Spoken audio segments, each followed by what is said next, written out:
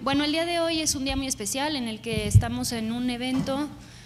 que organiza la UNAM en el marco del simposio Landscape as Urbanism in the Americas, que tuvo lugar ayer. Algunos de ustedes pudieron estar ahí, en el Museo Tamayo. Y el día de hoy lo que consiste es primero esta hora que tenemos una discusión un poco libre en temas de academia, docencia y los temas de Landscape as Urbanism en América Latina. Pues vamos a presentar varias veces a nuestros invitados el día de hoy, pero bueno. Primero, Luis Callejas es arquitecto director de LCLA Office con sede en Medellín y Oslo desde 2012, donde combina su práctica de diseño con la academia y la investigación aplicada. Los proyectos que desarrolla abarcan múltiples escalas y ámbitos de la arquitectura de paisaje y las artes visuales, desde escenografías, planes maestros, jardines, instalaciones y vastos paisajes. Ha sido profesor de la Maestría de Arquitectura de Paisaje de la Graduate School of Design de la Universidad de Harvard y actualmente es profesor en la AHO Oslo School of Architecture en Noruega. En 2013 fue ganador del premio que otorga la Architectural League de Nueva York. Fue fundador de Paisajes Emergentes, una práctica que nace en Medellín, Colombia, junto con Edgar Mazo y Sebastián Mejía. Y Ciro Nagle, que es arquitecto de Buenos Aires, decano de la Escuela de Arquitectura y Estudios Urbanos de la Universidad Torcuato Di Tella, ha sido profesor invitado en la Graduate School of Design de la Universidad de Harvard y cofundador y director del Master en Landscape Urbanism Graduate Design Program y Diploma Unit Master en la Architectural Association de Londres, habiendo también enseñado en diferentes escuelas e instituciones internacionales como la Universidad de Cornell, la Universidad de Columbia, el Berlage Institute, la Universidad Técnica Federico Santa María en Valparaíso y la Universidad de Buenos Aires. Es autor de los libros de Generic Sublime, quien lo va a presentar un poco más adelante, Supra Rural y Landscape Urbanism, a Manual for the Machinic Landscape. Entonces,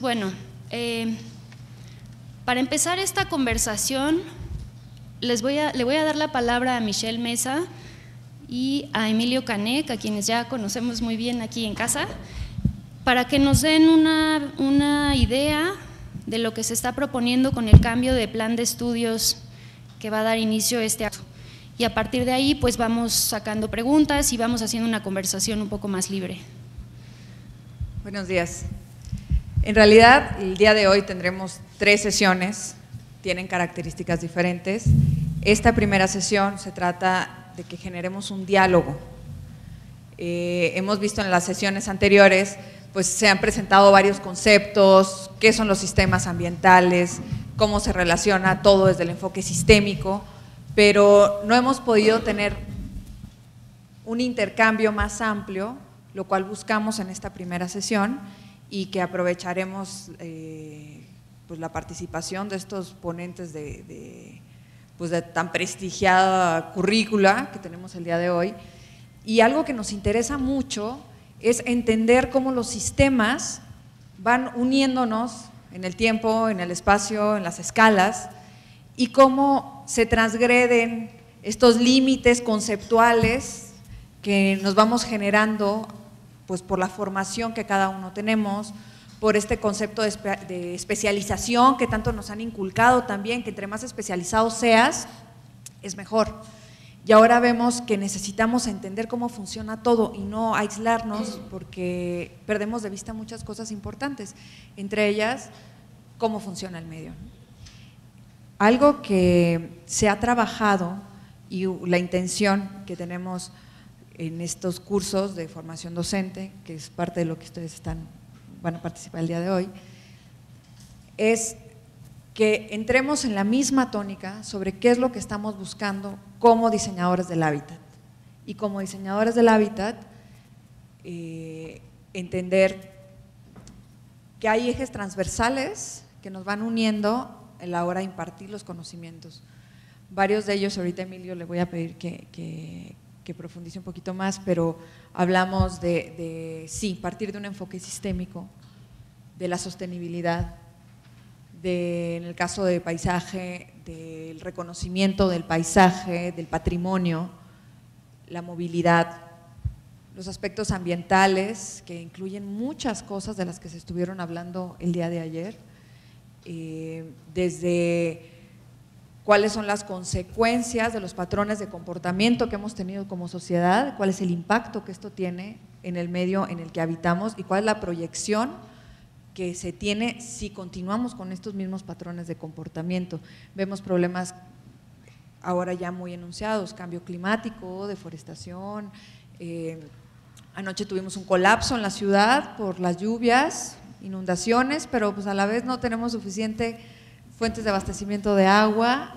Entonces, son estas contradicciones de los paradigmas sobre los cuales nos hemos estado desarrollando a lo largo del tiempo. Por otra parte, existen pues los aspectos culturales, urbanos, sociales, que también partimos de un no entendimiento de las culturas en las cuales formamos parte, de pronto importamos muchas cosas y por eso es importante su punto de vista desde como latinoamericanos, porque tendemos a importar modelos de desarrollo de otras partes del mundo y cuando llegan aquí, pues ¿por qué no funcionan? Pues porque formamos parte de otra cultura, otro tipo de personas, otra forma de entender el medio y no resulta. O sea, han resultado grandes catástrofes y lo vemos en la historia de la ciudad, por ejemplo, el no entender cómo funcionan los sistemas naturales y echarlo todo a perder. También hay cuestiones que cada vez están entrando más en el discurso, como es la inclusión, la equidad, que ayer hablaban también sobre, bueno, tenemos derecho todos a la luz solar. O sea, es un aspecto que a lo mejor no nos habíamos preguntado, pero en esta cuestión de equidad hablábamos al interior de la universidad sobre equidad de género, equidad para las personas con capacidades diferentes, inclusión de niños, adultos mayores, y desde un punto de vista social, pero más allá de ello, pues aquí tenemos derechos todos. ¿Cuál es el medio en el que queremos y tenemos derecho a vivir? Y cómo desde un punto de vista solamente probablemente no lo podamos resolver, porque no lo hemos logrado hasta el momento. Solo desde un punto de vista a lo mejor arquitectónico, solo desde un punto de vista conservacionista, solo desde un punto de vista meramente económico, no lo hemos logrado. Y la intención es poder debatir sobre qué es lo que estamos buscando y cuáles son los elementos o conocimientos, herramientas que tenemos que incorporar para poder tener un desarrollo integral. Y básicamente en esta nueva formación que se está buscando, que se echará a andar ya en agosto de este año, intentamos trabajar los programas académicos, que aquí Emilio nos podrá contar un poco más, de tal forma que no lo visualicemos como el quehacer arquitectónico, el quehacer paisajístico, el quehacer urbano, el quehacer de diseño, sino cómo todos los puntos de vista de diferentes escalas se tienen que contemplar y entender que cada acción que se haga tiene una repercusión positiva, negativa sobre el medio en general. Y no sé, Emilio, si aquí nos pudieras apoyar un poco con esta búsqueda de integración de saberes que se está planteando en el plan de estudios.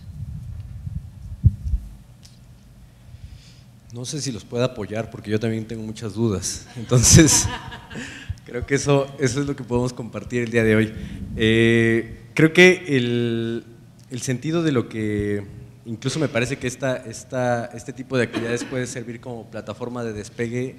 para algo a lo que todavía tenemos que experimentar y tenemos que entenderlo como eso, es lo que me parece que puede ser un punto de partida interesante. Creo que una prueba de ello fue probablemente los invitados que tenemos el día de hoy, ¿no? Me parece que eso es interesante y me parece que por ahí podría empezar como para ir pensando cómo salir del embrollo en el que me acaba de meter Michelle para hablar del plan de estudios. Hace algunos años, ¿qué será ya? 6 o 7 años, hubo una actividad en un espacio emergente de la Ciudad de México que se llamaba Liga, 2011 habrá sido, donde una persona que era en ese momento curadora del MUAC me comentó, María Inés Rodríguez, me dijo, tienes que conocer el trabajo de unos arquitectos que están desarrollando a partir de un proyecto. Me enseñó una imagen del complejo acuático de Medellín, y esa imagen rompía lo que hasta ese momento uno podía entender como la arquitectura convencional que en ese momento se estaba desarrollando. ¿Qué implicaba esto? Que cuando a mí me comentan que hablan de paisajes emergentes, evidentemente no es el nombre del despacho, del estudio tradicional de arquitectura al que uno está acostumbrado, ¿no? Incluso por ahí hasta alguien hablaba de una oficina metropolitana de arquitectura que tenía que ver con otras cosas que de alguna manera guardaban un sentido diferente para entender la ciudad. Y en este caso, el hecho de hablar de la emergencia implica evidentemente que el paisaje está en riesgo, y eso probablemente sea una de las formas en las que por lo menos yo me acerqué a la obra de estos arquitectos. Luis, me parece que en algún momento incluso nos podrá hablar un poco más al respecto de ello. No sé si ayer hablaron de esto, pero sí me parece interesante el hecho del lugar desde donde estamos pensando las disciplinas. Incluso yo me atrevería a saber si todavía estamos hablando en las mismas claves de lo disciplinar, o ya estamos en otro ámbito que todavía no estamos identificando, pero que ya estamos entrando en ese territorio. Y eso tiene que ver con la actividad del día de hoy. Hace algunos días, algunas semanas, Elena Tudela me decía, es que tienes que conocer a Ciro porque él me cambió la vida, ¿no? Entonces, para ponerlo en ese sentido, me enseñó un libro donde aparecían una serie de ejercicios que yo francamente todavía no alcanzo a entender, pero que hablan de otra manera de pensar lo que hacemos. Entonces me parece que esta forma de poder entrar y lanzarse al vacío como para poder saber en qué sentido se está moviendo lo que hacemos aquí adentro y cómo lo llevamos a una práctica educativa, me parece que ese puede ser el principio para entender qué es lo que nos puede proponer este plan de estudios nuevo y hacia dónde nos podemos mover. Evidentemente, seguramente todos saben, el 12 de junio fue aprobado finalmente por el Pleno del Consejo Académico de las Humanidades y las Artes de la universidad, y finalmente ahí nos dimos cuenta el problema que implica conceptualizar lo que está escrito y saber hacia dónde se puede mover. Evidentemente se hablaba de que las propuestas más radicales de este plan de estudios tienen que ver con el enfoque sistémico, tienen que ver con los temas transversales. Se hablaba de que es importante empezar a incidir sobre la noción de lo interdisciplinar. Todavía no nos atrevemos a hablar necesariamente de lo transdisciplinar, pero finalmente empiezan a aparecer conceptos que nos obligan a pensar qué es lo que podemos hacer desde aquí adentro. Y el hecho de que estemos enfrentando una educación universitaria que tiene una condición que se enfrenta a una serie de contextos donde lo sistémico evidentemente rebasa lo meramente instrumental o lo meramente formativo dentro de la universidad y empieza a involucrarse con lo que sucede con la vida cotidiana de los estudiantes, con la vida cotidiana de los profesores, de los trabajadores, para saber que estamos hablando de cosas que probablemente transgredan la lógica incluso de la universidad misma, nos obliga a pensar que probablemente estamos entrando en un territorio poco explorado, yo me atrevería a decir inexplorado en esta universidad, que evidentemente nos pone en un riesgo mayúsculo, porque tenemos que pensar creativamente. Y eso es lo que probablemente yo le encuentre de mayor riqueza a este momento de incertidumbre en el que estamos, ¿no? ¿En qué sentido nos vamos a mover y cómo podemos sacarle ventaja a lo que tenemos, que probablemente todavía no esté tan definido porque todavía no lo hemos puesto en práctica frente a los alumnos en un salón de clase, pero que finalmente nos permite imaginar hacia dónde nos podemos mover? Se habla en los temas transversales de la habitabilidad, la sostenibilidad, la inclusión y la factibilidad, como conceptos que nos hablan de elementos que tienen que ir cruzando y permeando todas las asignaturas a todos los niveles, pensando en estas 5 etapas de formación que tenemos en la facultad, y que de alguna manera eso permitiría incluso hacer cruces con otras escuelas, con otras licenciaturas. Me parece que eso, a pesar de que durante algún tiempo nos hemos negado, me parece que es natural la vinculación que dentro de la facultad podemos tener con la licenciatura en arquitectura de paisaje, con diseño industrial, con urbanismo, y que probablemente nos hemos negado porque justamente tenemos los territorios muy acotados y queremos mantener las jerarquías sobre esos territorios cuando probablemente esos territorios han desaparecido. Entonces, me parece que estos temas transversales nos permiten empezar a identificar otros campos de exploración donde probablemente los conocimientos empiecen a permear en diferentes estructuras y en diferentes niveles. Esto evidentemente nos habla de la posibilidad que tenemos como profesores de empezar a interpretar creativamente lo que en el plan de estudios aparece para saber hacia dónde lo queremos llevar. No sé si ustedes conozcan la estructura de la facultad,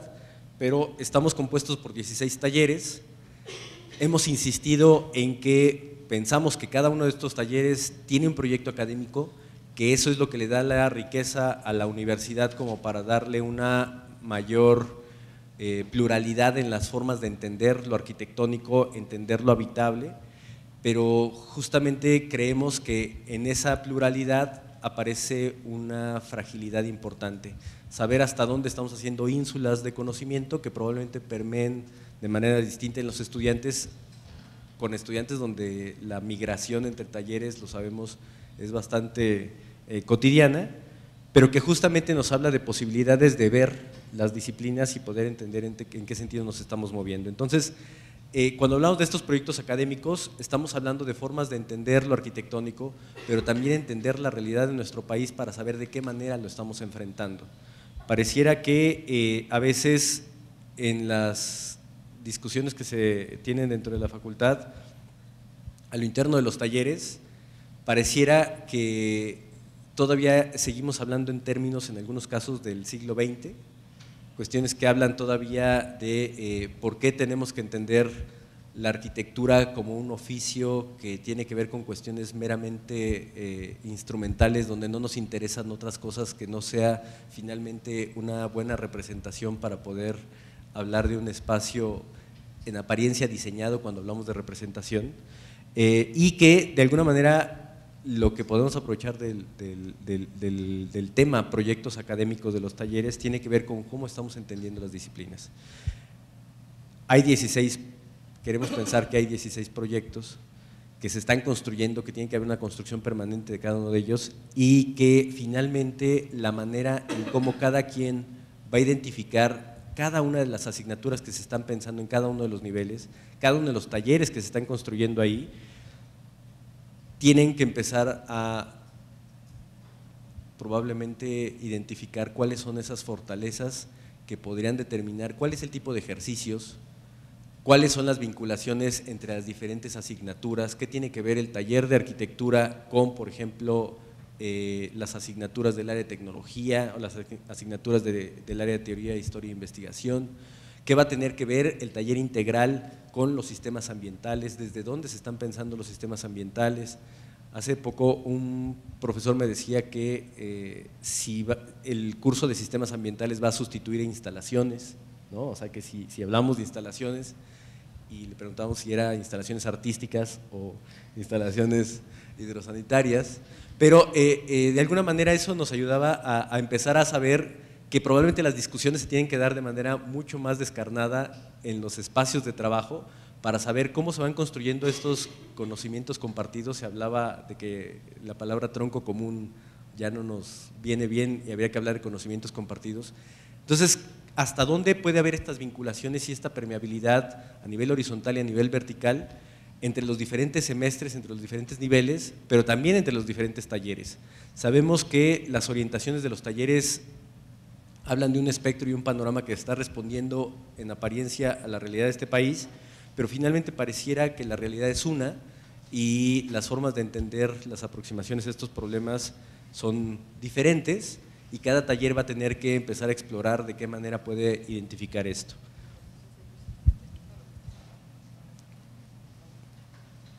Yo creo que la identificación de estos proyectos que corresponden a estos 16 talleres tiene que ver con 5 etapas de formación. Son 5 años que forman la carrera durante 10 semestres. Cada etapa corresponde con 2 a 2 semestres y digamos que ahorita hay profesores convocados de diferentes áreas, pero me parece que hay algunos de sistemas ambientales, otros de investigación, de teoría de proyectos, que finalmente tienen que ver con las diferentes formas en cómo se va entendiendo la formación de la arquitectura en este caso, y que de alguna manera van obedeciendo a una etapa básica que tiene que ver con las diferentes licenciaturas. Se comparte ahí el espacio con los alumnos que después van a irse a arquitectura de paisaje o a diseño industrial. La licenciatura de urbanismo también permite una identificación con este primer nivel, aunque ya tiene una formación independiente. Y a partir del segundo año, que es la etapa de desarrollo,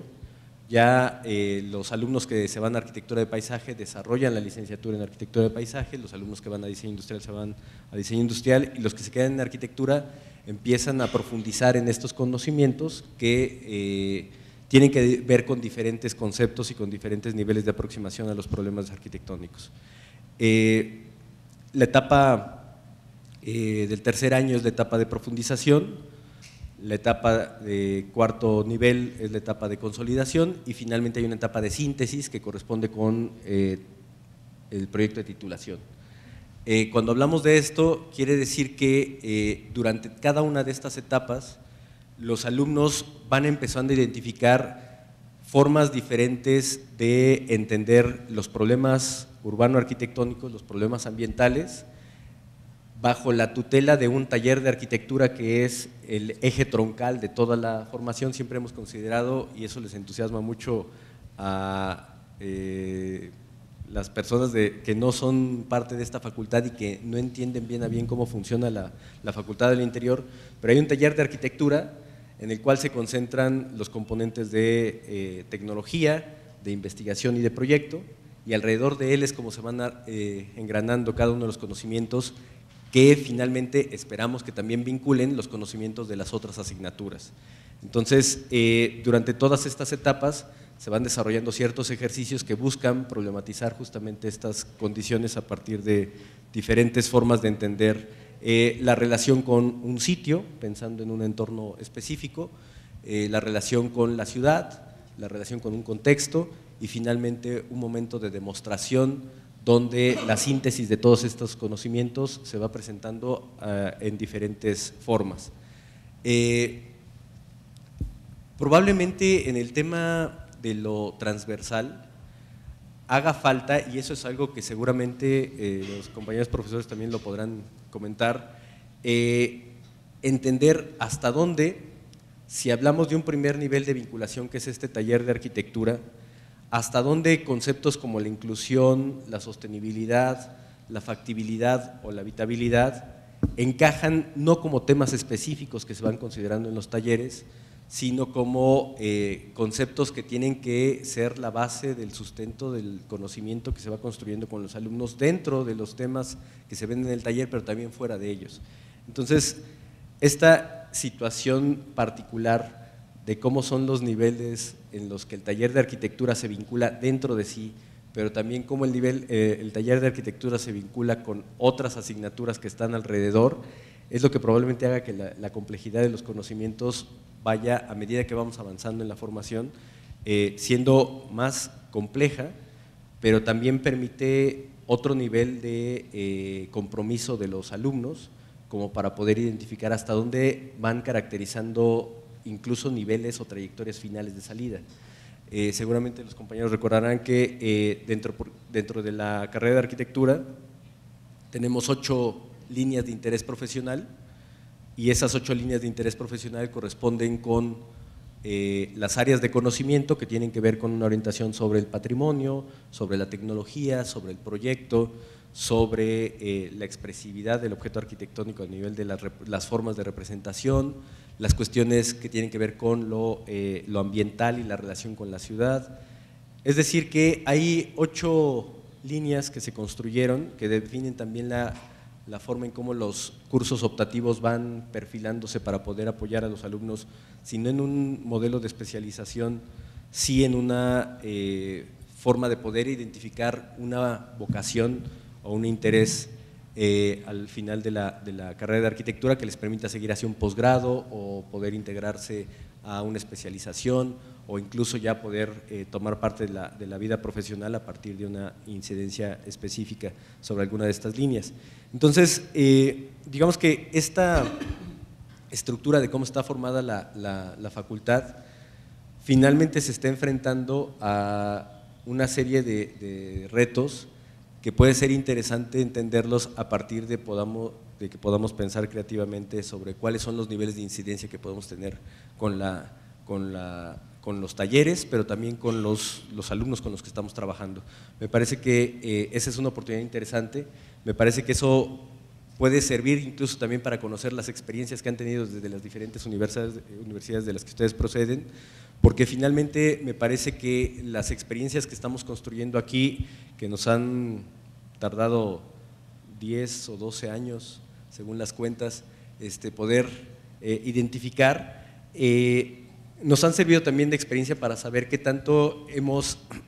entendido o mal interpretado la disciplina y hacia dónde se está moviendo en algo que ya no sabemos si sigue siendo arquitectura o no. Entonces me parece que eso puede ser lo interesante como para arrancar la discusión y sobre todo para que también los compañeros profesores, incluso los alumnos que nos acompañan, nos puedan comentar cuál es la visión, cuáles son las expectativas, pero también cuáles son los problemas que se están enfrentando en los debates cotidianos, porque me parece que por ahí estamos empezando a identificar malentendidos, equívocos, pero también espacios de oportunidad donde probablemente el plan de estudios permite empezar a consolidar cosas que probablemente todavía no identificamos y que en este proceso de experimentación podemos empezar a definir, ¿sí? Bueno, por empezar, me parece muy valiente, o sea, no llego a entender cuánto tiene de verosímil la iniciativa. Voy a hablar desde la impunidad de no conocer, digamos, lo cual me parece que les puede ayudar. No sé cuánto tiene de verosímil la iniciativa, pero me parece una iniciativa muy valiente, especialmente la universidad. Yo la comparo siempre a la universidad, si bien no la conozco, pero siempre la comparo con la Universidad de Buenos Aires, que es donde yo me formé.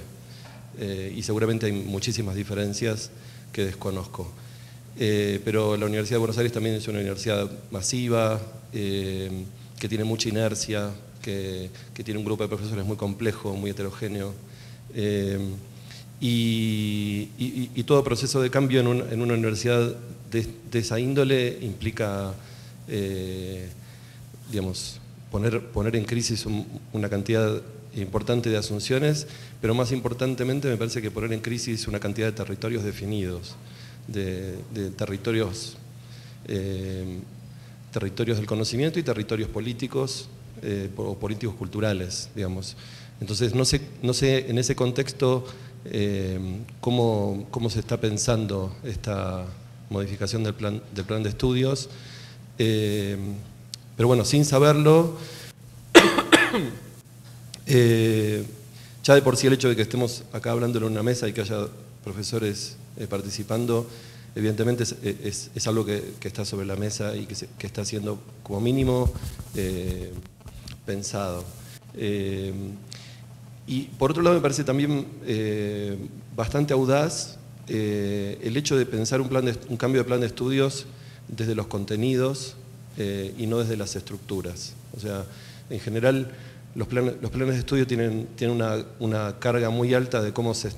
estructuran los territorios, de cómo se definen áreas, de cómo se definen zonas de incumbencia o territorialidades o feudos. Y en cambio me parece que, si no entendí mal lo que ustedes dijeron, asociar un cambio de plan de estudios o plantear un cambio de plan de estudios apoyándose o comenzando por un debate acerca de un cambio paradigmático en lo que la disciplina es o podría ser, me parece que también es una acción bastante inusual, y ahí me pregunto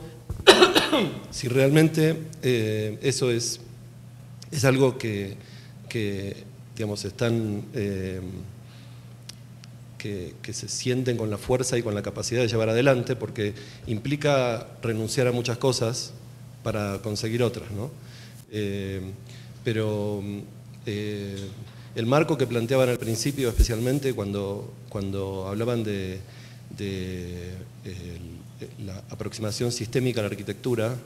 o sea, me refiero más bien a eso, ¿no? Como me parece que ese panorama está relativamente claro, digamos. Hay un modelo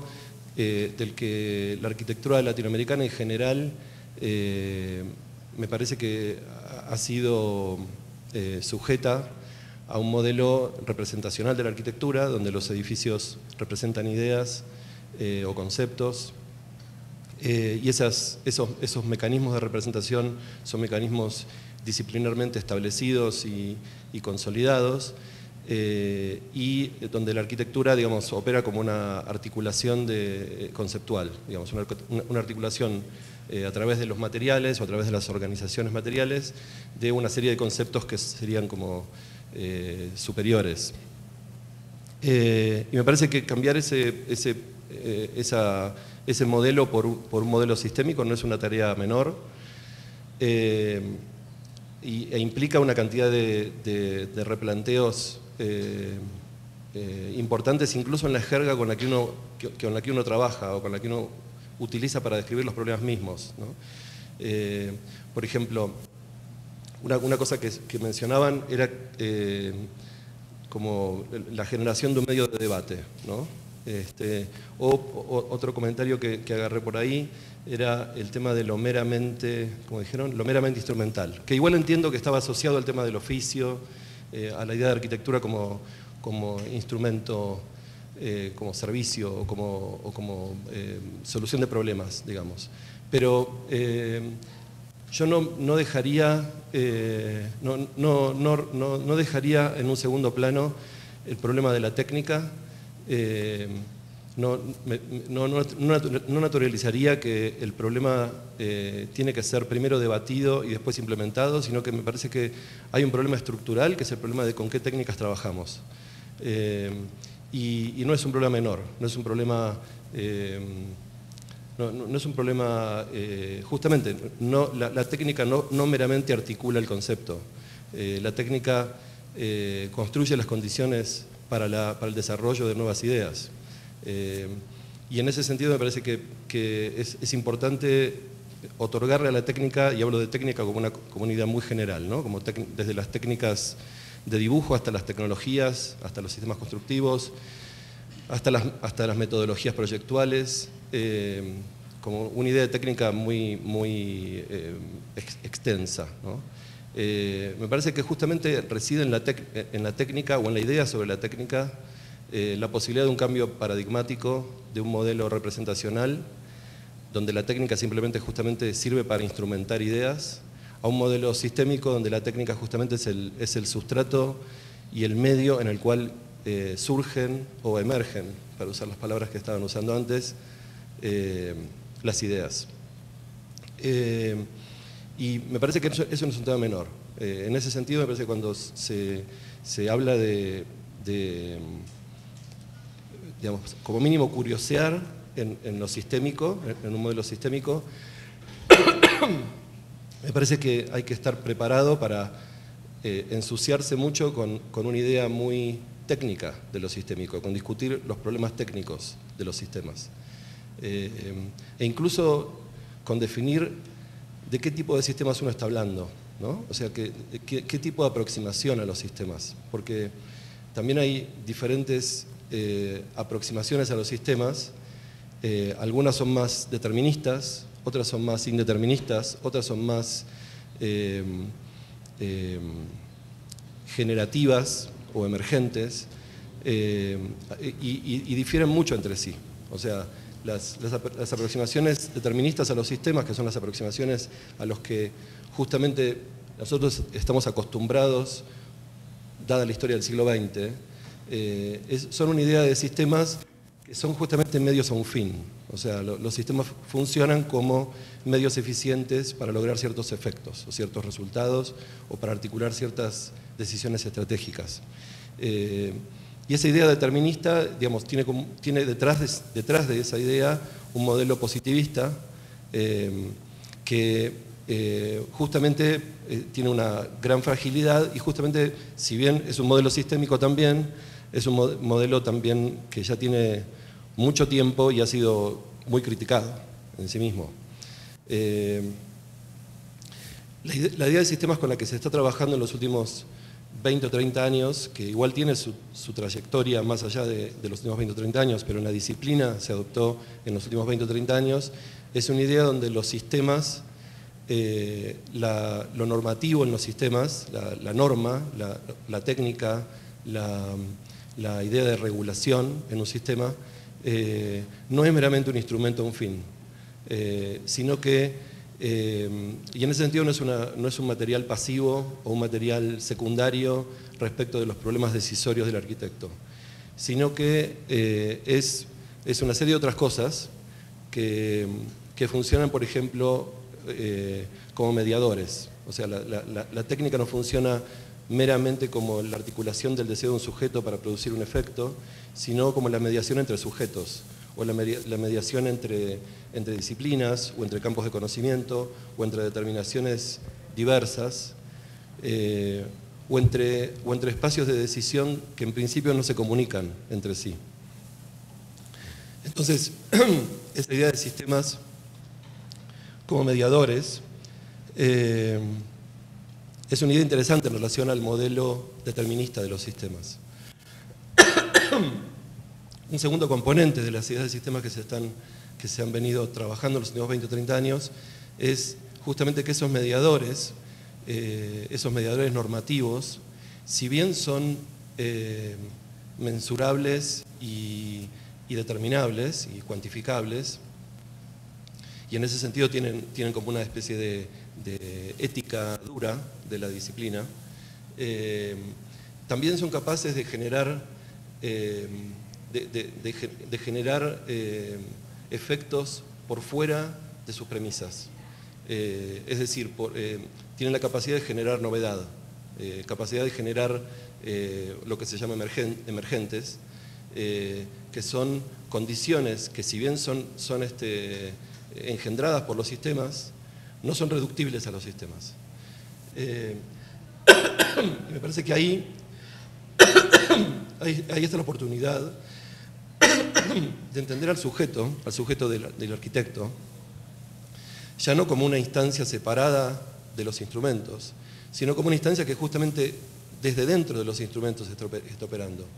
Y se construye justamente desde el modo en el que los instrumentos, las técnicas, las normas, las pautas, los modos de cuantificar la realidad, son capaces de generar formas inéditas, irreductibles y nuevas. Esa novedad es la subjetividad de los sistemas, por así decirlo. O por lo menos esa es mi aproximación a ese problema, ¿no? Pero de vuelta, digamos,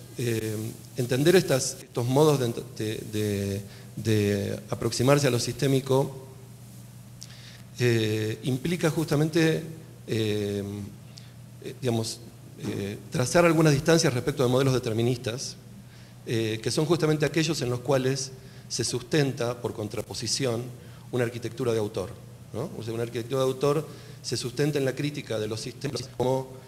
modos meramente instrumentales o meramente pasivos respecto del sujeto, ¿no? En cambio hay esta otra idea de sistemas que justamente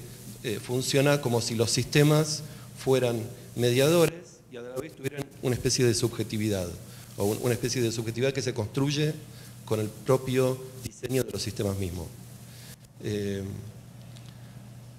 Me fui un poco en específico sobre los sistemas porque me parece que estaba esa voluntad, pero me parece que eso tiene como una...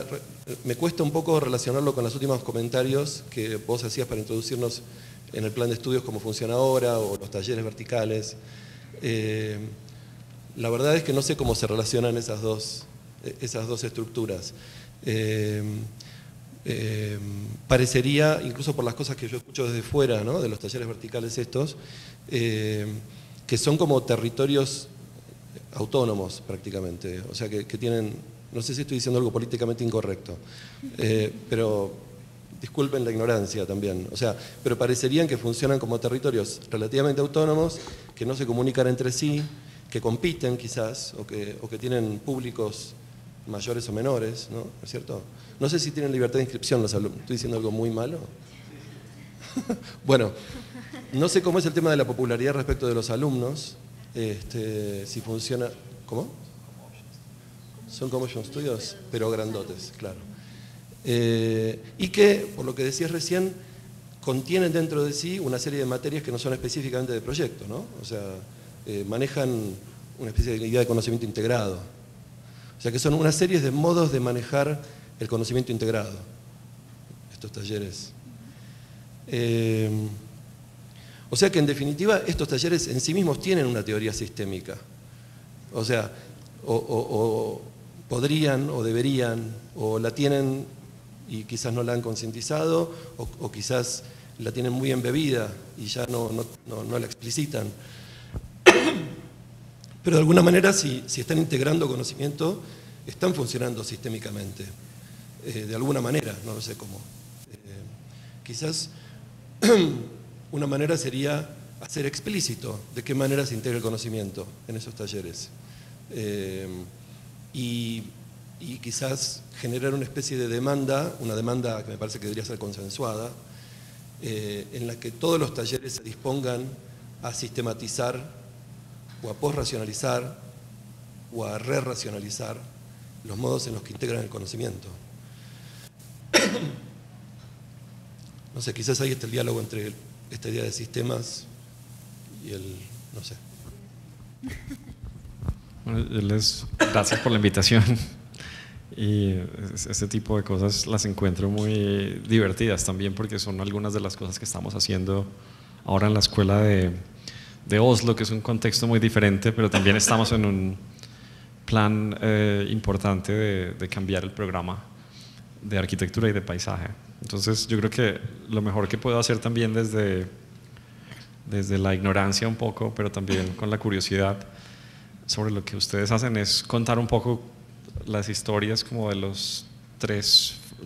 lugares en que he estado trabajando y las diferencias. Porque uno de estos es la Universidad en Medellín, en donde yo estudié, que es una universidad pública, la Universidad Nacional, que diríamos que es el equivalente a la UNAM en Colombia. Obviamente mucho más pequeña la escala de la UNAM, que por cierto creo que es la mayor ventaja que tienen.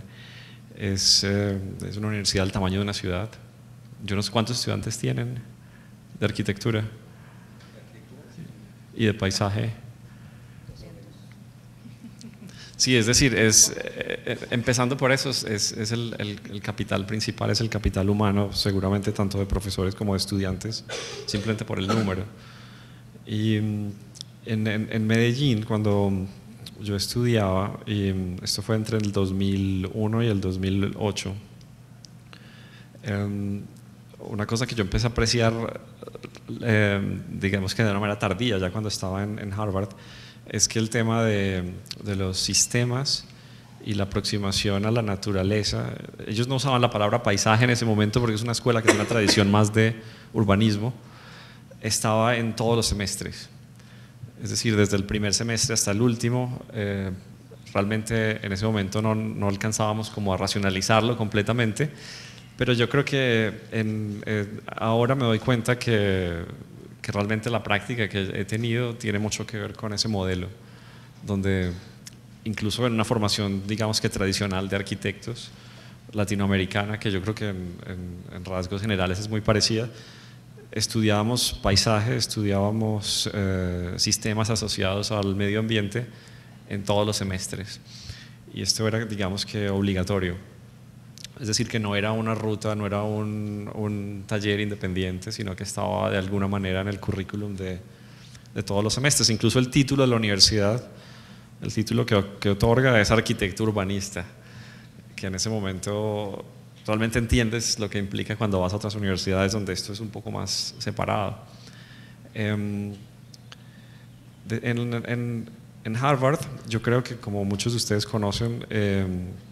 quizá la característica principal es que las disciplinas y la práctica están más separadas. Es decir, las universidades norteamericanas generalmente no tienen que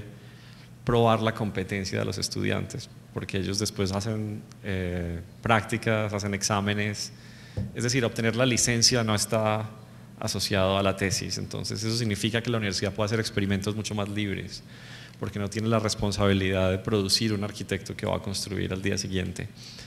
Y eso hace que la investigación sea mucho más fuerte y que el currículum, en muchos casos, en muchas universidades de Norteamérica,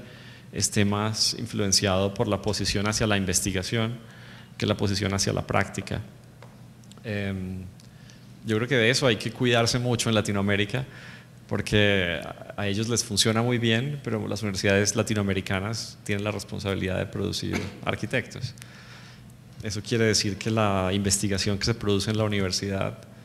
en muchos casos debe estar ligada digamos que a la producción de la práctica. Y en Noruega, en Oslo, es interesante porque se parece un poco al caso de Colombia. Es una universidad pequeña, es un país de 3,5 millones de personas.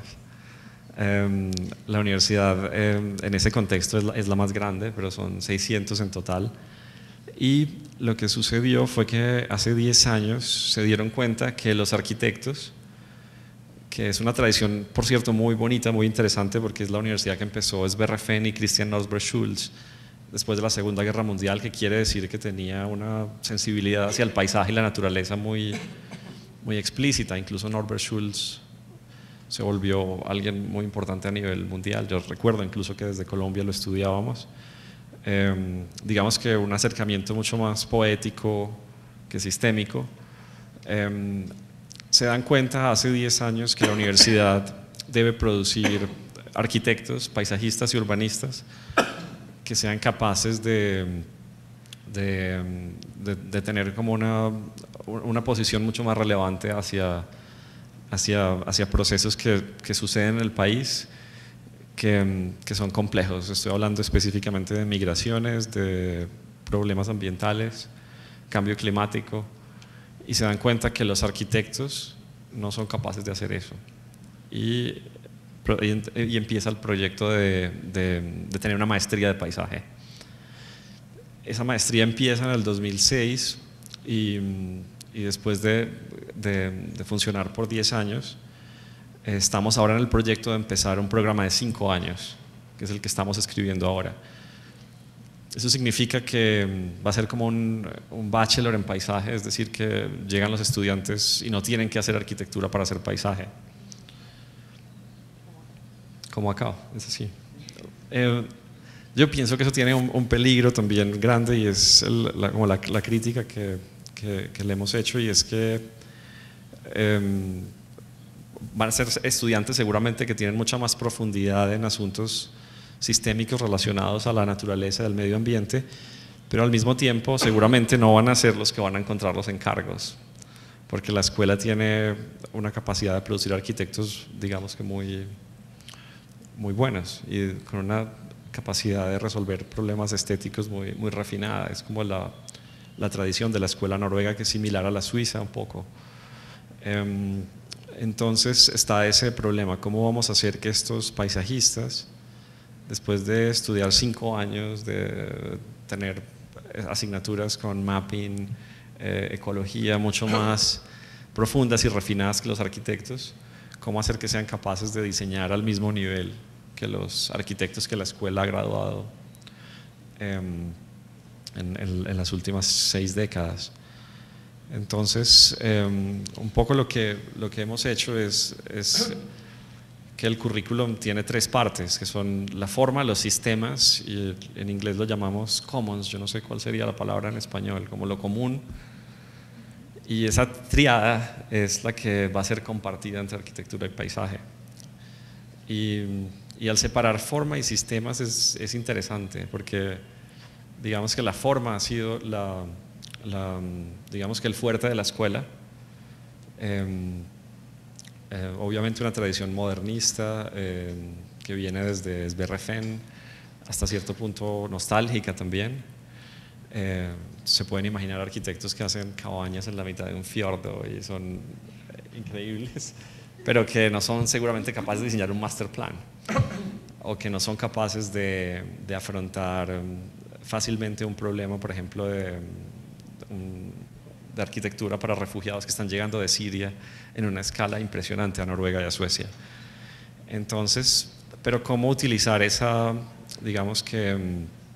gran capacidad de trabajar refinadamente con la forma y la estética como algo que puede tener el mismo valor que la aproximación sistémica y la sensibilidad hacia lo común, que en Escandinavia digamos que es muy importante, y siento yo que es más similar a Latinoamérica que al sistema norteamericano. Esta escuela lo que estamos haciendo es que va a funcionar similar a lo que ustedes describen, son option studios, es decir que los estudiantes después de los 3 primeros años, tanto de arquitectura como paisaje, pueden tomar cualquier asignatura de paisaje o de arquitectura para garantizar que se mezclen. Entonces, incluso cuando yo tomé esta posición, yo creo que en parte fue por eso, porque necesitan profesores que sean capaces de darle clase a ambos y que sean también atractivos para ambos, me refiero a paisajistas y arquitectos. Entonces, en los últimos 3 años, todos los estudios, cuando tú mandas el syllabus a que te lo aprueben, tienes que ser capaz de demostrar que es interesante tanto para arquitectos como para paisajistas. Eso se está volviendo casi como una especie de norma dentro de la escuela. Obviamente todo es muy discutido y es hiperdemocrático, escandinavo, es muy difícil imponer cualquier cosa, pero lo único que está impuesto es que los estudios de los últimos años tienen que ser capaces de ser interesantes para paisajistas y arquitectos. Yo creo que va a ser la gran ventaja que va a tener la escuela. Y en Harvard es similar porque los option studios también son abiertos, pero los currículums son muy independientes, digamos que cada profesor tiene mucha libertad y ya son los estudiantes los que escogen. Yo creo que ese modelo lo estamos usando también porque al ser una escuela mucho más pequeña que el GSD, no tenemos el presupuesto para garantizar traer gente, digamos, que tiene una práctica famosa cada semestre, sino que tiene que ser como los profesores internos también los que produzcan esos contenidos. Lo otro que creo que puede ser interesante, quizás relacionado con lo que decía Ciro, es cómo garantizar que haya una especie de competencia sana o por lo menos una visibilidad equivalente entre la producción de cada taller. Entonces, una manera de hacerlo, que creo que es lo que haremos nosotros, es que las publicaciones y la investigación tienen un formato común y se produce más o menos en las mismas fechas y está disponible a los estudiantes para que la comparen. Es complejo, ha habido resistencia de ciertos profesores, porque obviamente el trabajo va a estar visible en una exposición al final en un formato similar y se vuelve muy visible qué estudio, qué profesor tiene un énfasis más en investigación, quién tiene un énfasis más en una producción, digamos que autónoma relacionada con su práctica. Pero digamos que pensamos que es la mejor manera de que los estudiantes vayan seleccionando estos estudios, no al principio como es usualmente con una presentación rápida, sino yendo a la presentación del estudio anterior, donde hay unas publicaciones que coleccionan el trabajo. Y esas publicaciones se vuelven también la manera de medir el performance de los profesores y los estudios, y de acumular y organizar el trabajo. Nosotros tenemos también una responsabilidad muy grande, que no sé cómo la tienen ustedes acá, y es que la universidad, aunque no es, Noruega no es EU, sí se rige por digamos que las normas de producción de investigación de la Unión Europea. Entonces hay como ciertos estándares de producción que tienen que garantizar un vínculo entre el taller y la investigación de los profesores, que creo que es muy diferente en Londres, donde tampoco es EU y es un poco más libre. Y es parte de tu contrato, es decir, está en tu contrato como profesor. Tienes que producir investigación, tu investigación tiene que estar relacionada al estudio, y están más o menos unos estándares que hay que cumplir cada semestre. Yo creo que lo de los estándares no importa tanto como la facilidad de los estudiantes de lograr tener acceso a esta información. En Noruega pasa una cosa similar a como pasaba en Colombia, e imagino que pasa acá también, que es muy diferente que el GSD, y es que los estudiantes empiezan a seleccionar estudios dependiendo del tiempo que tienen. Algunos trabajan de día, algunos tienen situaciones complejas de trabajo, tienen hijos. Es decir, es mucho más diverso que en Harvard, que todo el mundo está muy concentrado. Entonces hay estudios que se tienden a volver más atractivos para estudiantes que necesitan más tiempo. Yo creo que eso también es importante manejarlo en universidades que tienen cuerpos de estudiantes muy, muy diversos. Yo tengo la intuición de que lo más importante que tienen es el capital humano, son muchos estudiantes. O sea que simplemente por estadísticas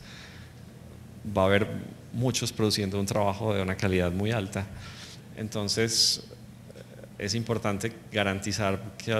algunos de estos, digamos que top performers, como dicen los americanos, estén distribuidos en talleres, y que no todos terminen en el mismo taller, que es lo que pasa en muchas universidades. Sí.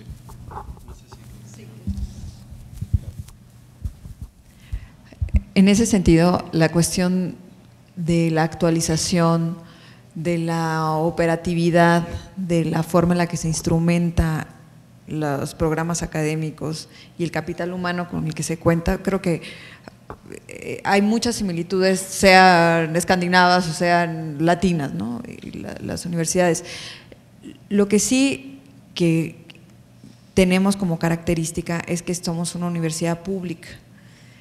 y esta vocación de servicio a la nación que tiene la UNAM es algo pues que en realidad permea a lo largo de todos los planes de estudio que tiene la universidad en general. Y es muy interesante el planteamiento que hacen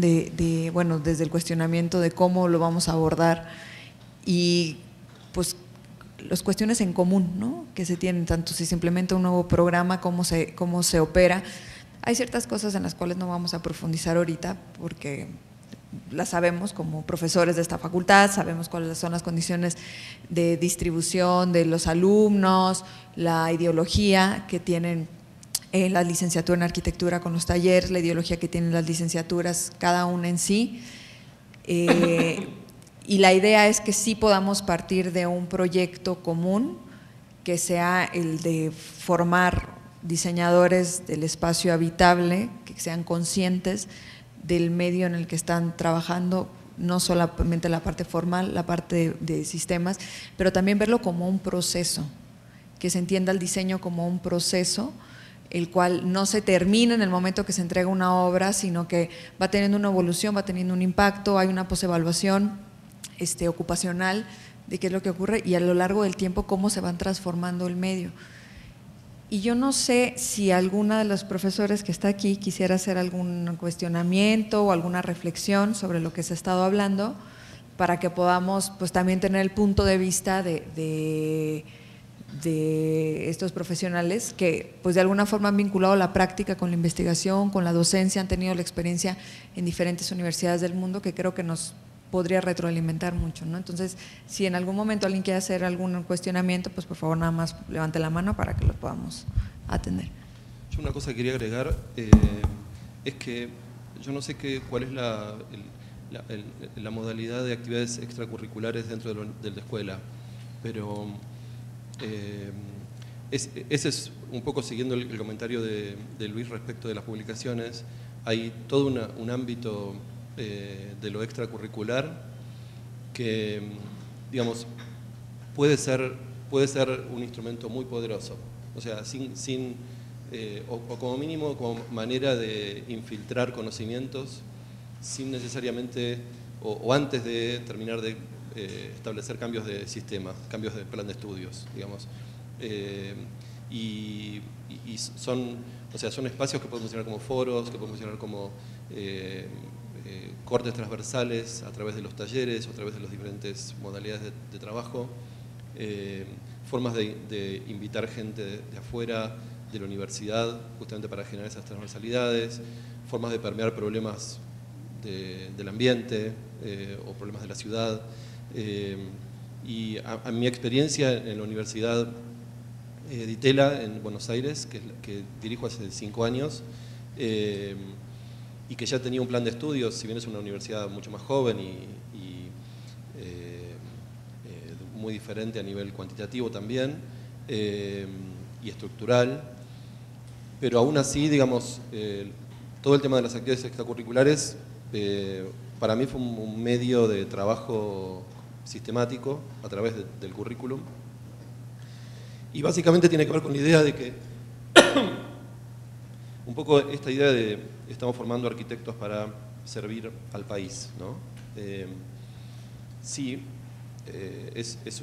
un objetivo noble e incluso autoevidente para sensibilidades como la nuestra, pero también estamos formando hombres del conocimiento, o sea, seres pensantes, ciudadanos del mundo. Y en ese sentido me parece que la idea de saber es interesante permearla con la idea de experimentar, debatir, poner en crisis, no saber. Y me parece que todo el aspecto como cultural en las universidades es un aspecto que no necesariamente del que se habla como tal, o sea, es como que está ahí, se habla de la formación y no de la cultura. Se habla del saber y no de la duda. En ese sentido, las actividades extracurriculares son ese medio de permear cultura transversalmente a las formaciones más longitudinales, ¿no? Digo porque a mí me sirvió mucho como modelo esa táctica.